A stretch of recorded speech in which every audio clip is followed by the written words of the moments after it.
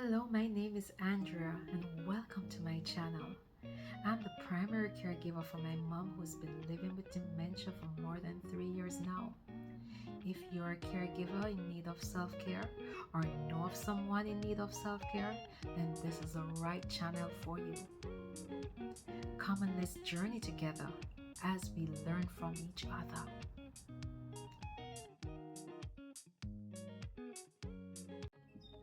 The information in this video is for educational purposes only and should not be considered medical advice. Always consult your healthcare provider for medical questions or concerns. This content is intended to support, not replace, professional medical care. Hello to all my YouTube family and friends and first-time viewers. Welcome back to my channel, A Caregiver's Love. One of my aims for this channel is to provide meaningful information so that we can share with others for them to benefit from the same information that we share here. And after an overwhelming feedback from you, my viewers, Tony, Kelly, and I have returned for what we're calling a part 3 of our series on diabetes management. So if you have been following along, you know we have already learned so much about managing diabetes from an educational and a practical standpoint. Today, we're digging into something very real and practical. Yes, we want to know what it looks like on a day-to-day basis, managing diabetes without medication. And who better to share that information with us than our guest, Tony Kelly. Tony, thank you so much for being here again. Thank you for having me, Andrea. Yes, and for this episode, we're also joined by my wonderful co-host, Elder Ingrid Campbell, who has some specific questions for you, Tony. All right. She's going to drill you today. I'll try my best to answer them. I know, right? Elder Ingrid, Yes. You're not a stranger on my YouTube channel at all. And it's good to have you back here with us again today. Thank you, Andrea. It's a pleasure to be here. Thank you for having me. And I'm so excited to speak with Tony and to just get some info out of him today. Okay. Yes, and you might want to say why this is important to you before I continue, Elder Ingrid. Absolutely. So my husband has type 2 diabetes. And so once he got that verdict, I have been trying to figure out what to give him to eat. The doctors tell you stay away from carbs, stay away from sugar, but when you are from a background, Caribbean background, I'm wondering, is it okay to still eat certain things? So I'm trying to figure out the best foods to give him that is not boring, because sometimes he's tired of certain foods. So I just want to get a better understanding of how culturally, because I know a lot of people from the West Indies have this prognosis. So what can we eat? Yeah. So Tony, you have been managing your diabetes with food and what you love to call physical activities. Other people call it exercise. Yes, indeed. Yes, and that's such a powerful example. What we want you to do now, you heard my sister say, so we want you to walk us through your breakfast, your lunch, and what your dinner look like. Okay. What does a typical day of eating look like for you? All right. Well, what I'm going to do is start by showing your listeners and viewers this. It is an Eat Well African and Caribbean Eat Well guide. And afterwards, I'm going to get Elder Ingrid's email address or yours and send it to you, because it shows you on the plate sort of how much of the carbs you must have, how much of the sort of fruits and vegetables, which is the green, which is much, much more greens, and how much proteins and sort of dairy products. So that breaks it down quite well for you. And I can understand where Elder Ingrid is coming from in terms of preparing meals, she and her husband, and struggling when we know culturally we're into yam and dasheen and cassava and dumpling and all the things that are part of our culture and our heritage and what we were brought up on. I'm not saying you can't eat them, but it's about portion sizes. And we're going to come on to portion sizes in a while. But using this as your mantra, along with, I don't know if Elder Ingrid saw this when I did this in one of the previous ones about carbs and cals. I invite you please to get this nearly 300-page book, which actually breaks down how much glucose, saturates, oils, fibers are in patties, are in cornmeal pudding, are in various other things, drinks that we like to eat in our culture and so on. Invest. I ask your listeners to invest in this book as well. Have it on in your kitchen. It's your second after your Bible or your Quran. This too can be a good help for you because we do struggle. So let me tell you, what applies to me won't necessarily apply to yourself, Andrea, and to Elder Ingrid. But here's a snapshot.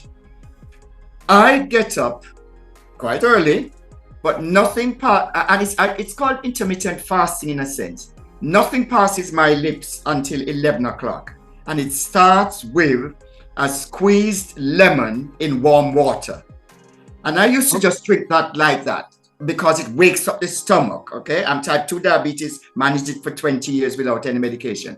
But some dentists about 2 years ago said, Tony, you cannot drink that because you have such lovely teeth. If you keep drinking it like that every single day, the lemon will erode your teeth, the enamel on your teeth, and you'll start to have problems with the enamel going. So I drink it through a straw. So that wakes up, this is warm water in lemon. And if you can't get the lemon, you use lemon juice as a substitute. So that wakes up the stomach. And then I might have a slice of toast if I fancy it. But toast is not, we're not talking toast white bread or hardo bread. We're talking granary bread. We're talking whole meat bread. We're talking brown bread. And I also might have some type of cereal. And the cereals we tend to go for are muesli, which is the unsweetened type, or bran flakes, or oats porridge, or even cornmeal porridge. And if you're retired and you're able to make cornmeal porridge, it is more filling and keeps you fully filled, as does the oats porridge itself. But stay away from the sugar pops and the Kellogg's Krispies and all those things which have a lot of additives and sugars in them. Even for the children, they need to stay away from that.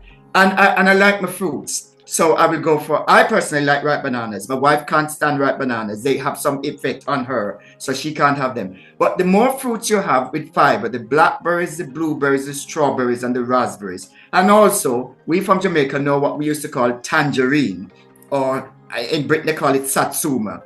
Of course, it plus oranges. You have to have fruits in your diet as well. So some people are into tea and coffee. I don't drink tea or coffee at all. But you need to decide what can you have as a start for breakfast, because it's called breaking the fast. Remove the ing and the they, and breakfast becomes you broke the fast from the night before. But you have to determine, your viewers and listeners, what time you would want to eat. So that's my start of it. This is something very simple. I don't have, people go for the whole heap of fried egg and the bacon and the this and all of that sort of thing. That has to be once in a blue moon when you take a fancy. Once in a blue moon, people go for the fritters and the fried dumpling and Johnny cake or what we want to call it and so on. Those are more for special occasions or periodically. You cannot be having that on a day-to-day basis. And that's not going to help your body at all. You have to try and eat healthily. And the best way to eat healthily is naturally with fresh fruits and vegetables and so on. And then some people then during the day nibble on crisps and this and popcorn and all these sorts of things. Those do your body no good. If anything, you can go for things like unsalted nuts, cashew nuts, dates, peanuts, walnut, pecan, and also prunes. Prunes is very good for you because prunes have, and I'm not talking the prune juice now that you see with the holy syrup and so on. Just the natural dates and peaches and apricots and prunes. Eat them, good source of fiber, and they help to keep you not constipated and so on. And we're in mango season now. I think we're coming to the end of mango seasons. But you can still have your mango, but you can't be having 8, 9, 10 mangoes, you and your husband, Elder Ingrid, at a time, because that is too much fructose or sugar. We talk about wash your pot, turn them down, it's mango time.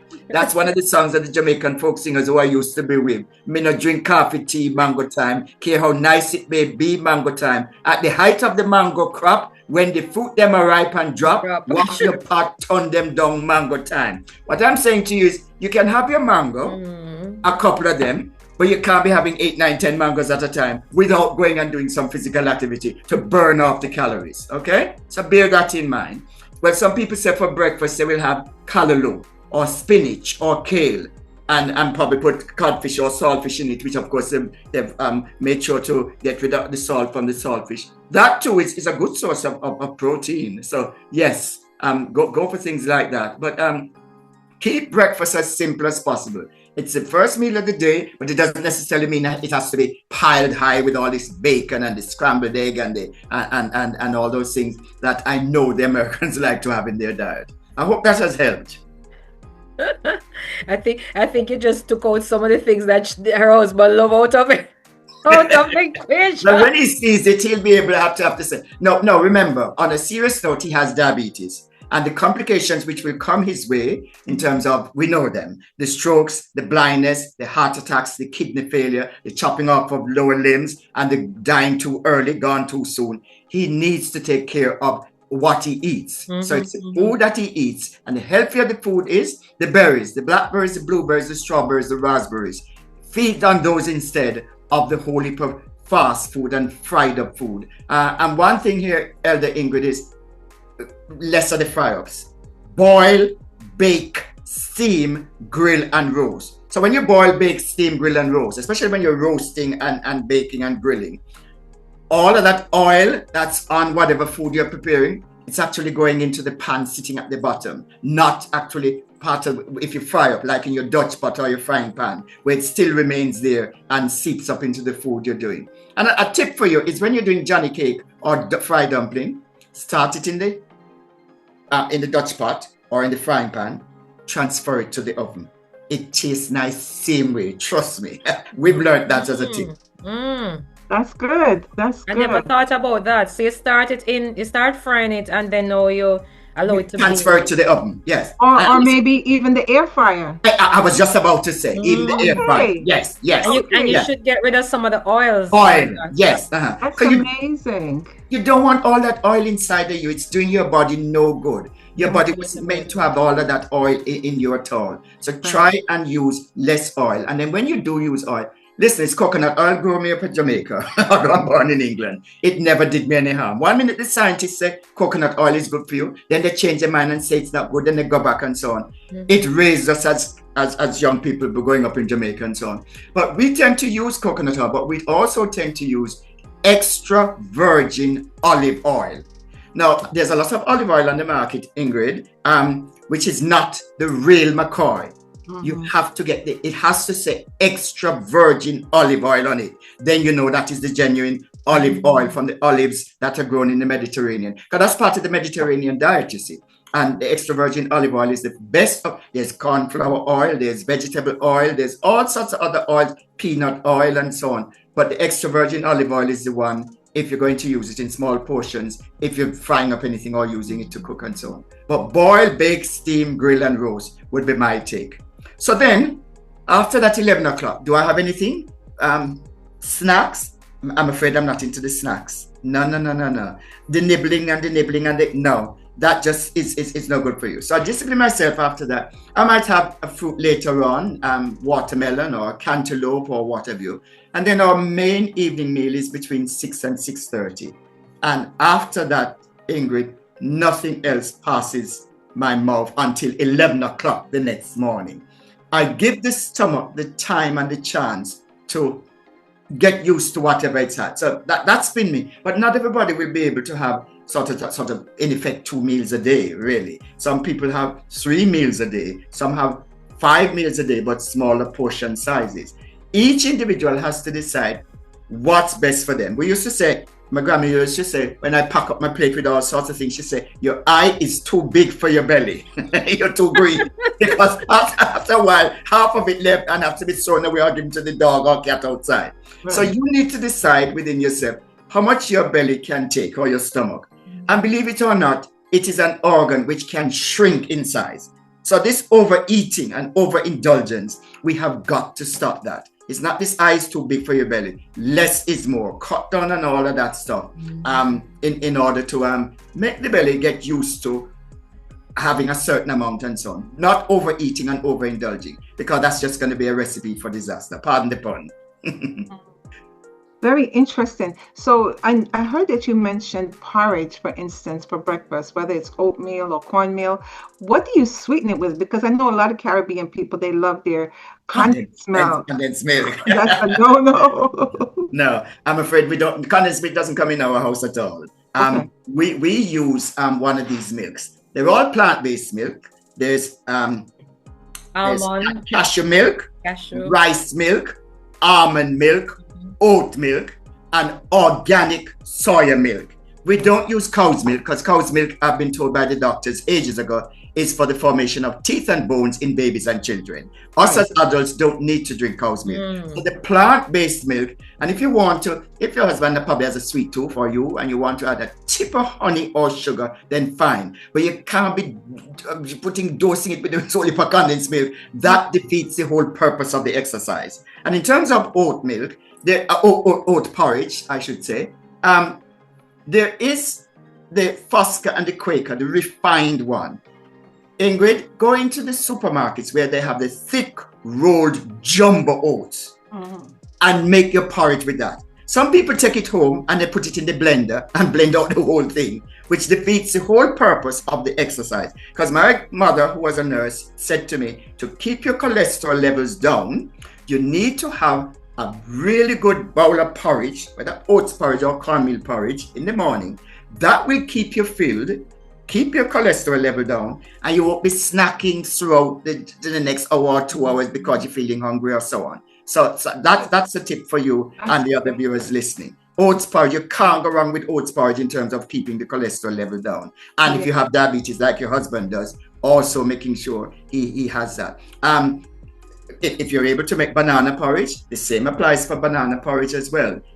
But try and not to sweeten it with too much condensed milk and too much of the white sugar in particular, which is processed and refined sugar. A tip of tip of brown sugar is what you should be going for. And also honey, but not too much of the honey now. And you need to make sure you're using really good honey. Because some of the honey, when you just hold this and squeeze it so, it just drop out like water. That ain't the real McCoy. That is honey cousin, I call it. You need to have honey which is thick. So when you take up a dollop or a spoon, it takes a little while to actually go into whatever you're mixing in. Because there's honey and there's honey. There's different types of honeys on the market. But you need to make sure you go for the really good honey. But that's very good. That's good. Because, you know, I would say to hubby, no sugar, no honey. So you can have a little, like a spoon. Yes. Oh, my goodness. Because one of my slides actually says that the people with diabetes need to stop having sugar. And some people will put their hand up in my presentations and say, yes, because diabetes is sugar. And I say, no. You need a bit of sugar in your diet. Okay. But less is more, okay? And in terms of your husband and his diabetes, what he needs to remember is it's not only the sugar which is cause for concern. The yam, the potato, the bread, the pasta, the rice, they're all carbohydrates or starchy food.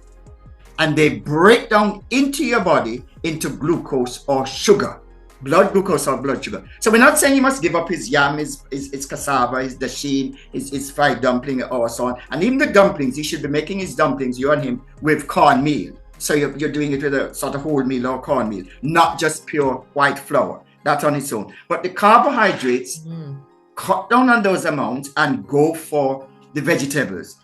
You need to see more. You live in Florida there. You're supposed to have your little plot where you're growing your cress, your lettuce, your salad, your corn, your tomatoes. Because some people say to me when I do these events, they say, oh, vegetables is expensive. I say, you're in the Caribbean, you're in Dominica, you're in Florida, you're in Barbados, where I've been to, you're in Jamaica, and you're telling me vegetables is expensive?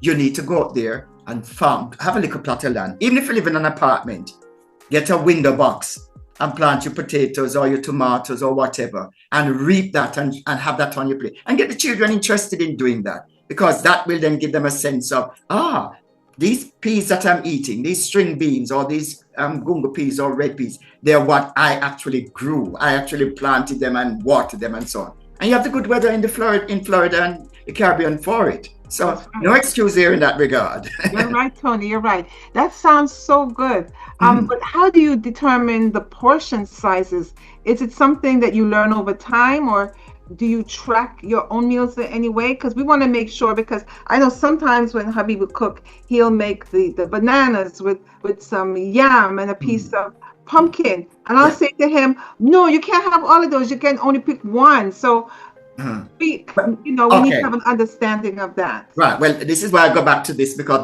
this book in particular will be Right. very good for you and your husband to look at portion size. You Okay. don't want your husband to starve and not have a nice, balanced, healthy meal. But this Right. book will help you in terms of portion size, because he's gonna say, "Oh, my wife's being miserable, and my wife is not wanting me to Yes, eat I this am. and so on." But when you show him the pages of this book, which tell you how much fat, how much calories, how much glucose, how much sugar is in whatever products and so on, nearly 300 pages of the food that we in the African Caribbean community eat. When he sees that and says, "Oh my God, I didn't realize that had so much blood, would up my blood glucose levels and so on." So then you have to decide, it's trial and error. What portion sizes? I can't give you a sort of definitive answer that you must only eat this or that in terms of the portion size. One portion size I'm able to tell you though, looking at the palm of your hand, the portion of cooked rice, by the way, that you eat on your dinner plate must fit into the palm of your hand. And some people say to me, "Lord Tony, me is a big man or a big woman. How you expect me to eat that little bit of rice?" Remember, on your plate, you're going to have your lots of vegetables. The salad, the tomato, the pop chow, the callaloo, the okra, the lady's fingers. You're going to have, if you're a meat eater, you'll have your meat dish on there, whether it be fish or poultry or pork and so on. But the rice, we need to be mindful. And what tends to happen is we're consuming way too much rice. And that is one of the issues which is affecting people with their diabetes. And the three rices you need to go for are brown rice, wild rice, and basmati rice, white or brown. Those are the ones that Diabetes UK have clearly said we need to make people eat more of. Some people go for couscous, which is good as well, and some people go for cauliflower rice. Quinoa? What about Quinoa, quinoa? right? Cauliflower. What about quinoa? Quinoa as well is also very good. Yes, yeah, yeah. Wow, But that's good. mhm. But go ahead, ask me some more questions. That's really helpful. But how do you make sure that your meals are not just healthy, but enjoyable? Mhm. Yes, yes. That comes down to, first of all, cut down on the ketchup, cut down on the whole heap of salt, because that's what people tend to want to gravitate towards: ketchup and salt and the salad cream and the other condiments that they add to it. Right. What I'm suggesting you do is use more herbs and spices, natural herbs and spices. We're talking here sage, onion, garlic, cloves, pimento. These are things we grew up with. Dill, basil.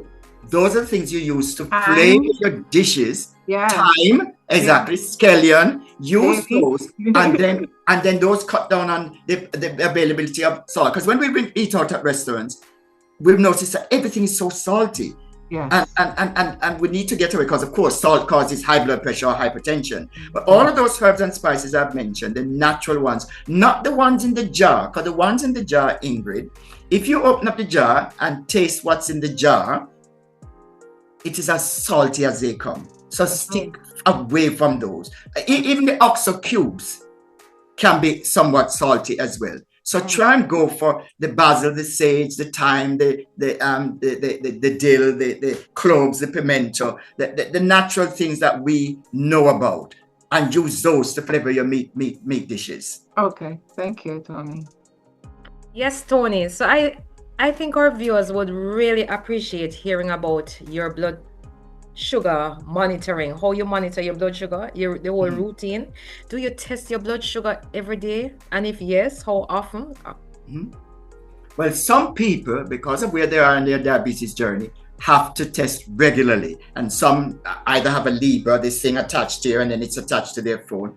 I'm one of the fortunate ones. I do not do any testing of my blood sugar levels at all. The only time it's tested is when I go yearly to see for my diabetic review with the diabetes nurse, and she will make sure I take a urine sample and also a blood sample, and she will say you're in the good range. And the thing about most people, their blood sugar is the HbA1c monitoring of 3 months. So even if you're trying to fool the healthcare professionals, they can tell what you've ate for the last 3 months. I have something called the sickle cell trait, and more Black people have the sickle cell trait or the full-blown sickle cell anemia or thalassemia and cannot do the standard 3-month HbA1c blood test. They have to do one called the fructosamine test, which can only tell the clinics and the labs what you've ate or drank for the last 2 weeks. So I'm fortunate, and sometimes I say to my wife, well, we're going to have a piece of hard bread 4 weeks, and then when it come on to the 2 weeks, we make sure we don't have none. But seriously, in our house, we only have hard bread Christmas, Independence, and Easter. That's the nub of our hard bread. I don't know how Ingrid and her husband manage on the bread front, but we go for granary bread. But going back to the question of blood glucose, people who have to monitor need to do so, because the monitoring of the blood glucose is for a reason. It can either, if you're not monitoring it, you can either have a hypo or a hypo. And let me explain the difference between the two. The hypo, and it stands for low because the O in it, LOW, hypo, means your blood glucose has dropped too low. And you have to then, as a person with diabetes, have something which is sweet to bring it back up. And warning signs of that, you feel sweaty, you feel dizzy, you feel delirious, you feel as if you're going to pass out or so on. The hyper is when there's way too much blood glucose in the body, and you also get the sort of dizziness and the fainting and the sweatiness and so on. And you have to then decide, hey, I cannot be eating all of this food which is causing it, and it won't necessarily be ice cream and condensed milk and syrup and so on. It can be the carbohydrates. So you have to decide, hey, I've got to try and bring this down to a more manageable level. But I'm fortunate, I don't have to test mine at all. But I know some people, probably Ingrid's husband has to test his on a regular basis. Yeah, he has the Libre. He has the Libre, right. Yeah. We've come a long way because you have that. In the olden days, you would have had to prick his. How long has he had diabetes for? About 2 years. Oh no, he's new on the scene then. Yeah, so. And he takes insulin also. He wants to get off all of it, and the doctors, they're like, you can't. But he does not want to take any of those medications. Yes, and I know, and that's an issue. And I am not going to stand here or sit here and say, oh, just he has to do it under medical supervision. Yeah. And if you're trying to get him to change some of his eating habits in terms of his diet, that will be the key towards saying, okay, you say you want to get off the insulin, well, you're going to have to eat less of this and less of that and so on. And when you buy this book, Carbs and Cals, and when you get this as well, you're going to have to rigidly follow that if you want to, because people have been known to come off insulin. Trust me. Yeah, but it has to be disciplined. He really has to discipline himself and say, you know, I have a sweet tooth and I like this, that, and that, but I'm going to forgo it now. I'm going to eat more healthfully in order to probably get off it. Right. I think what's going on with him is he's eating less and less of anything, because I'm always like, and I think I might have overdone it to the point that now he's not eating, you know. So I'm happy to be able to, you know, that he'll be able to watch this and know that there is a reprieve, and he can enjoy his foods. Yes, because what happens is sometimes he's hearing it so often from you, you're his wife, he's stick broke in his ears, and become ears hard. And I remember 2 Asian doctors, husband and wife, came to one of my events in Walsall, and they came up to me afterwards and they said to me, you know, you're very good. And I said, why you say that? Because the Asian woman was saying, she kept saying, physician, heal thyself. Take saying to her husband, do as I say, but not as I do. And he wasn't doing any other things. But when he heard it from me, and he said to me, it's because she kept on going on and on and on at me. And I just thought, no, I can't. He knew what he should be doing right and what he shouldn't be doing. But hearing it from somebody independent, neutral, and impartial had a much better impact and effect on him. And he said, I'm going to have to make the changes because you're a patient. You shouldn't be as qualified as I am as a doctor. And you're saying all the right things. I need to lead by example. So thank you, Tony. A quick question, because you know, a lot of these Jamaican men, they like their little drink. So you know, I don't think a lot of men realize that there is sugar in alcohol. How do they manage that? I mean, well, that is moderation. Every drink under the sun, rum, vodka, beer, cider, all of them a calorie consumption. You will put weight on. Some people seem to think, no, that is not the case, because the rum is also on this, that, and the other, and the wine and so on. All drinks, alcoholic beverages, have bring about putting on weight. So they have decisions to make there. My father used to say to me, food is the staff of life, but rum is life itself. He used to love him alcohol, but I used to have to tell him, no. You have to cut down on your alcohol consumption, because if you don't, you might say you're eating well and so on, and therefore you should be fine. But remember, alcohol is also one of the issues that we need to be mindful of. So Great. You know, I'm afraid we're gonna have to close out, and we're gonna have to come back for a part 4. Oh my that's God. fine by me. That's fine by me. All right, so we have a limited time, so I want to close out with the scripture from Philippians 4 verse 13. I can do all things through Christ who strengthens me. Tony, you are a testimony of that strength and discipline. Trust me. Thank you so much for sharing your journey again with us. You have shown us that managing diabetes without medication is possible through discipline, balance, and faith over all of these 3 parts that we have had so far. Amen. Elder Ingrid, you have any final words you want to say? Yes, I just want to say thank you, Tony, for your wealth of knowledge. And I know that so many people are going to be blessed when they watch this and they hear that there is life after diabetes, that they can eat and have enjoyment in their food. They just need to know what and how much portioned, what their portion size should be, and that they just need to limit certain things. So thank you so much. And thank you, Andrea, for having me. Thank you for coming as well and for being my co-host. And for everyone watching, remember, your journey doesn't have to be perfect. Whether you're giving care to someone or you are someone managing your own diabetes, remember, every step counts. And the work that you're doing is amazing. Share this video with someone who needs hope. And don't forget to like and subscribe. And I also love to read your feedback and your comments. Please share. Until next time, take care of yourself as you take care of others. And before we go, remember to love upon your loved ones in a way that they can appreciate the love right now while they still can. Walk good. Yeah. Goodbye. Thanks for having you. Okay.